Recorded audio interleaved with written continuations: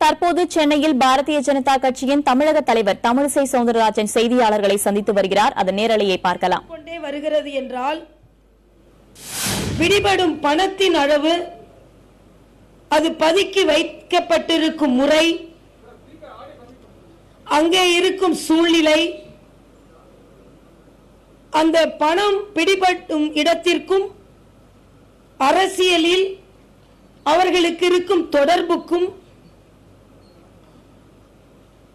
இருக்கும் முக்கியத்துவம் எல்லாம் பார்க்கும் பொழுது எந்த அளவிற்கு பணம் எல்லா இடங்களிலும் பதுக்கி வைக்கப்பட்டிருக்கிறதா, இங்கே தேர்தல் கமிஷனால் எடுக்கப்படும் பணம் அங்கொன்றும் இங்கொன்றுமாக இருக்கிறதா, இன்னும் பல இடங்களில் பதுக்கி வைக்கப்பட்டிருக்கிறதா, இல்லை என்றால் வேறு வகையில் இவையெல்லாம் விநியோகிக்கப்பட்டிருக்கிறதா?